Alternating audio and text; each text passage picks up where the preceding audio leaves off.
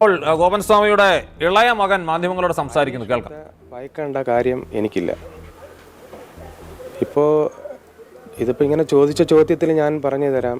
ഈ സമാധാനപരമായിട്ട് പോകുന്ന ഈ ശിവൻ്റെ അമ്പലത്തെ കളങ്കപ്പെടുത്തിയതിൽ അതിനുള്ള ഉത്തരം കൂടെ എനിക്കറിയണം. ഈ മറ്റുള്ളവരെന്തിനാണ് ഈ ഭഗവാൻ ശിവശങ്കരൻ്റെ അമ്പലത്തെ കളങ്കപ്പെടുത്താനായിട്ട് വന്നത്? അതൊരു മുറിവേൽപ്പിക്കും പോലെയല്ലേ ആയത്? അത് വീട്ടിൽ ഹിന്ദു ആചാരം അനുസരിച്ച് ഹിന്ദു സന്യാസിയാവാനായിട്ട് ആഗ്രഹിച്ച എൻ്റെ അച്ഛൻ ആ സമാധിയായ സ്ഥലത്ത് വന്ന്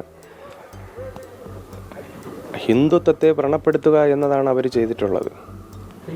അപ്പോൾ കോടതിയെ അംഗീകരിക്കുകയല്ല. അതാണ് അവിടുത്തെ ഞാൻ തീർച്ചയായിട്ടും കോടതിയെ നിയമങ്ങളെ എല്ലാവരെയും ഞാൻ മാനിക്കുന്നുണ്ട്. വളരെയധികം ബഹുമാനത്തോടെ തന്നെയാണ് ഞാൻ മാനിക്കുന്നത്. ഞാൻ ഇനി പറഞ്ഞു തരാം. ഇതിപ്പോൾ എന്ന് പറഞ്ഞു കഴിഞ്ഞാൽ ചോദിക്കുന്ന ഞങ്ങൾ ഫുൾ മീഡിയ ചാനലിൽ ഞാനും അനുജനും അമ്മയും അവരെല്ലാവരും ഒരുമിച്ച് ചേർന്നിരുന്ന് സത്യസന്ധമായിട്ടുള്ള വാക്കുകൾ ഞങ്ങൾ പറഞ്ഞിട്ടുണ്ടായിരുന്നു. അത് ഫുള്ളായിട്ട് മീഡിയ ലൈവായിട്ട് വിട്ടിട്ടില്ല. അതിനെ എഡിറ്റ് ചെയ്ത് ഞാൻ പറഞ്ഞുതരാം. ഓരോരുത്തർക്കും ഞാൻ പറഞ്ഞുതരാം. ഇപ്പൊ നിൽക്കുന്ന ഓരോ അച്ഛനും ഞാൻ പറഞ്ഞുതരാം. ഞാൻ പറഞ്ഞു തരാം. ഓരോരുത്തർക്കും ഓരോ പ്രശ്നം വരുമ്പോഴേ അറിയാൻ പറ്റുകയുള്ളൂ. ഈ നാടിന്റെ നിയമം നമ്മൾ അംഗീകരിക്കാൻ ബാധ്യസ്ഥരല്ലേ? നിങ്ങൾ പൗരനാണ്, ഞാനും പൗരനാണ്. നാളെ രാവിലെ എൻ്റെ അച്ഛൻ്റെ മരണവുമായി ബന്ധപ്പെട്ട് എൻ്റെ മരണ സർട്ടിഫിക്കറ്റ് ചോദിക്കുമ്പോൾ അത് ഞാൻ കൊടുക്കില്ല, അല്ലെങ്കിൽ എനിക്കതൊന്നും ബാധകമല്ല എന്ന് പറയാൻ പറ്റുമോ? ഞാൻ പറഞ്ഞല്ലോ, എൻ്റെ അച്ഛൻ്റെ മരണമല്ല അത്. എൻ്റെ അച്ഛൻ്റെ അത് മരണമല്ല, എൻ്റെ അച്ഛൻ്റെ അത് സമാധിയാണ്. അച്ഛനെന്ന് പറഞ്ഞാൽ ഹിന്ദു ആചാരമനുസരിച്ച് അച്ഛന് സമാധി. എത്രയോ സന്യാസി ശ്രേഷ്ഠന്മാർ ജീവിച്ചിരിക്കുന്ന നാടാണ്. ഞാൻ പറഞ്ഞില്ലേ, ഇപ്പം എൻ്റെ അച്ഛൻ മരിച്ചതല്ല. എൻ്റെ അച്ഛൻ മരിച്ചതല്ല, എൻ്റെ അച്ഛൻ സമാധി ആയതാണ്.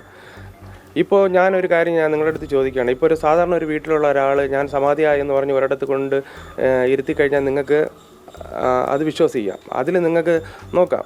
പക്ഷേ ഇതെന്ന് പറഞ്ഞു കഴിഞ്ഞാൽ നമ്മുടെ ഈ ക്ഷേത്രം ഇവിടെ വന്നിട്ട് ഏകദേശം 30 വർഷത്തോളം പറയുന്ന ഒന്ന് മനസ്സിലാക്കണം. ഇല്ല ഞാനിപ്പോൾ സമാധിയാവട്ടെ മരണമാവട്ടെ ഒരാളെ കാണാനില്ല. ആ കാണാനില്ല എന്ന കാര്യമാണ് പോലീസ് അന്വേഷിക്കുന്നത്. ഒരാൾ മിസ്സിംഗ് ആണ്. അപ്പോൾ അത് എവിടെയെന്ന് കണ്ടെത്തേണ്ട ഉത്തരവാദിത്വം പോലീസിനുണ്ട്.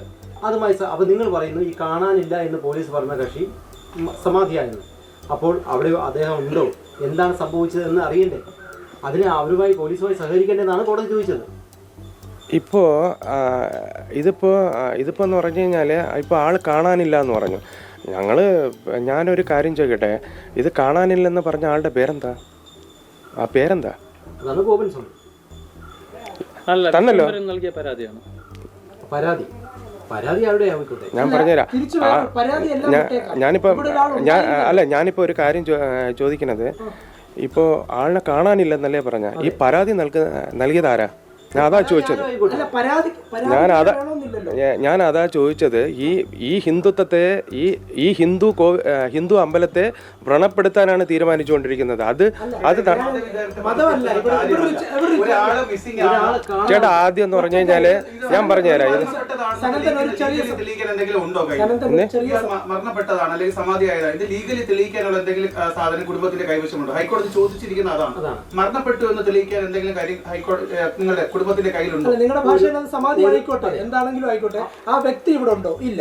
ഇത്രയും വർഷക്കാലം ജീവിച്ചിരുന്ന ഒരാൾ എവിടെയാണ്? അതാണ് ചോദ്യം. അവിടെ ഇരിക്കുന്നത് ഇപ്പൊ ഞാൻ പറഞ്ഞാൽ ഇന്നലെ ഏഷ്യാനെറ്റിൽ നിന്നും 24-ൽ നിന്നും നൈറ്റ് ലൈവ് ഉണ്ടായിരുന്നു. അതില് ഇപ്പൊ ആള് മിസ്സിംഗ് ആണെന്നുണ്ടെങ്കിൽ എന്തുമാത്രം ടൂളുണ്ട്, സ്കാനറില്ലേ, അതിൽ വെച്ച് ചെക്ക് ചെയ്തോടെ ആൾ അതിനകത്ത് ഉണ്ടാകുന്നു. അതിനകത്ത് ഞാൻ പറഞ്ഞുതരാം. അത് തീർച്ചയായിട്ടും കണ്ടെത്താൻ പറ്റുമല്ലോ. തീർച്ചയായിട്ടും കണ്ടെത്താൻ പറ്റില്ലേ? ബോഡി ഉണ്ടോ എന്ന് മാത്രമേ കണ്ടെത്താൻ പറ്റൂ.